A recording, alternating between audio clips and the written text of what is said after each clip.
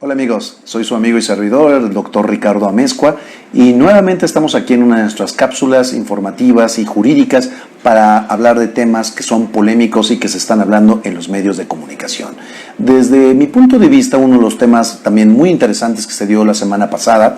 es el tema de los jueces y el amparo. ¿Qué es lo que está sucediendo? La figura del amparo es una de las grandes instituciones mexicanas donde fueron de creación precisamente del derecho mexicano por la violación de los derechos humanos. Entonces es uno de los medios de contención constitucional donde cuando son entre poderes tienen precisamente la acción y las controversias constitucionales que resuelve pues la Corte. Pero también así todo ciudadano podemos, cuando hay una violación de los derechos humanos de cualquier autoridad, de cualquier nivel, del Ejecutivo, Legislativo y Judicial, pues tenemos esta herramienta, tenemos este instrumento que es importantísimo de creación mexicana, que ha llegado a todas las partes del mundo y han ido modificando en cada lugar, pero básicamente esto que en Estados Unidos se llama habeas corpus, precisamente es para la defensa de los derechos humanos, aquellos precisamente que como garantías tenemos y que se encuentran consagrados en la Constitución,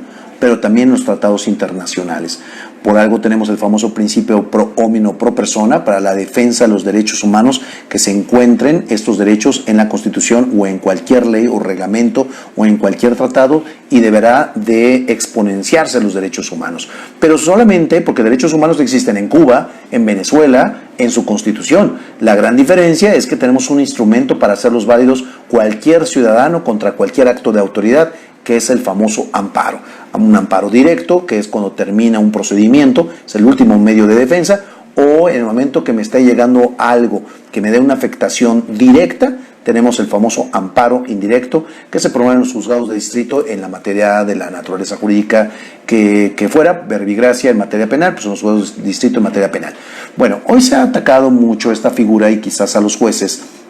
en consecuencia porque se otorgan amparos. Hay que reconocer que los jueces tienen una labor complicada. Si dejan salir a alguien que aparentemente, mediáticamente, a través de los medios, o que podemos creer que cometió un delito, pero si no está bien por las procuradurías, que son el único órgano de gobierno que puede investigar los delitos, solamente por nuestra Constitución y por nuestra historia, el Ministerio Público es el órgano que investiga y persigue los delitos. Entonces, si una institución como la Procuraduría, ya sea a nivel del Fuero Común o del Fuero Federal, inicia una investigación, una carpeta de investigación y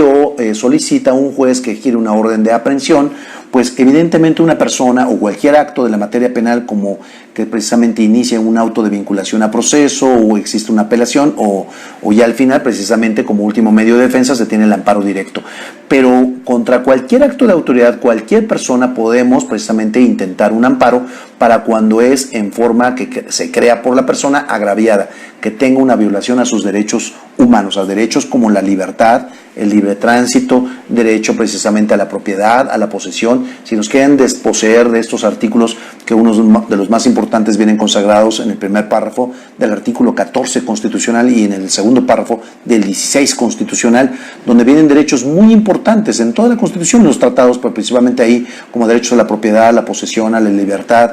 etcétera. Entonces, sería muy peligroso decir que ya no necesitaríamos a jueces que otorguen amparos, porque a cualquiera nos puede llegar a pasar lo mismo. Si la investigación de la Procuraduría es deficiente, si no es conforme a derecho, si hay violación a las formalidades esenciales del procedimiento, si no es bien realizada, si no me notifican, si no me dan la garantía de audiencia, etcétera, pues evidentemente un juez tendrá por obligación, es lo que ve, velar por el apego a los derechos humanos, velar por el apego, el que se haga precisamente válida la Constitución local y federal y los tratados internacionales, principio pro homino pro persona o principio de constitucionalidad. Y en un control difuso, un juez tendrá que precisamente, cualquier juez tendría que velar por estos derechos. Ahora, Por eso, si las investigaciones son deficientes, pues un juez de control pues tendrá que liberar a una persona porque fue obtenida quizás la información o los datos de prueba, lo que le llegue, en forma quizás con golpes, con palos, como se hablaba, esas penas inusitadas en la Constitución. Si llega a haber este tipo de cuestiones y es una detención ilegal, pues tiene que liberar, porque es lo que controla son derechos humanos. Cualquier persona puede solicitar un amparo. Y de verdad puede ser que quien solicite el amparo sea alguna persona que aparentemente sea una figura pública y que creemos, porque no, a menos que conozcamos perfectamente el expediente, que pudo haber cometido el delito que se le esté imputando o quizás más. Pero no porque creamos significa que alguna persona tiene que estar en la cárcel mientras dura el procedimiento. Si la investigación también es deficiente, independientemente de que se cometió el delito o no, si la investigación es deficiente, si es con violación de derechos humanos, pues evidentemente un juez, porque así lo marca la ley, así son nuestras leyes, si no los queremos así tendríamos que cambiarlas, pero también si las cambiamos sería un arma de doble filo que cualquiera de nosotros podría ser detenido en forma injusta. Se nos pueden quitar nuestra libertad, nuestros bienes, nuestras posesiones, cualquiera de nuestros derechos, el derecho de ambulatorio, el libre tránsito, etcétera. Podríamos llegar a un estado de cosas si empezamos a quitar esas facultades que tienen los jueces que son tan importantes, y entonces se puede perder precisamente muchos de los derechos que se han ganado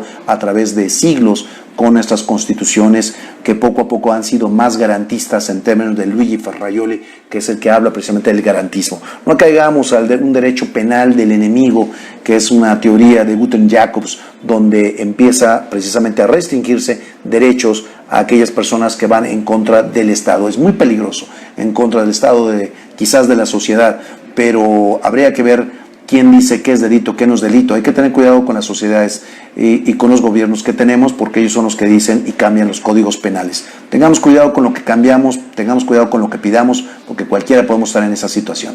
Es mi opinión, Ricardo Amezcua, gracias.